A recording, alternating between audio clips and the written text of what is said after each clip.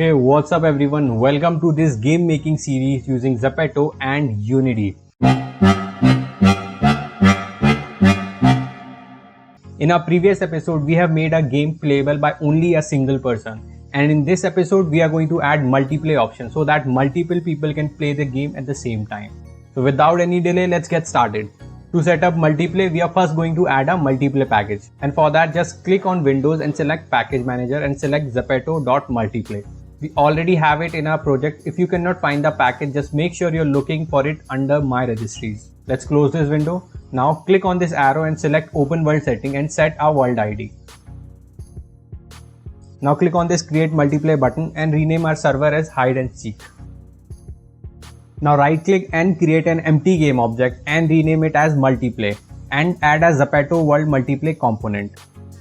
Now right click again and create another game object and rename it as Client Starter. Now by default, when you create a Multiplay server, you also need to have some script for communication with the server. And instead of writing everything from base, we are going to take some help from Zepeto's multiplayer GitHub project. So let's open this link for the GitHub project. You can find this link in the description as well. Now let's open this Client Starter v2 script and copy it.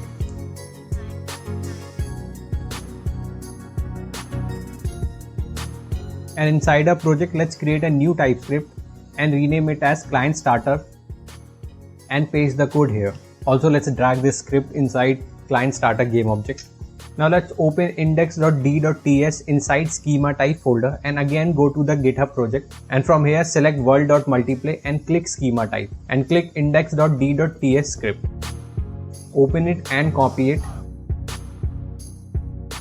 and let's paste it inside our project and save it. Also select the Client Starter game object and assign a reference of Multiplay object to it. Plus click on this arrow and select Play with Multiplay server. So whenever we play the game, our server start automatically. Next, open schema.json in our project and then open the GitHub project and select schema.json and copy it and paste it inside our project. Now we are almost done. Let's copy two more files. First one is index.ts file from the GitHub project and second one is to copy tsconfig.json file from the GitHub project. So this tsconfig.json file basically changes some of our configuration so that we can test our project on our mobile. Now it's time to test the project, but before we test it, we need to disable a local player generation inside player avatar script, as the player will be generated from the Client Starter script. Let's disable it and test it. So let's start the Multiplay server and simply click on this Z button to generate a QR code for our mobile device.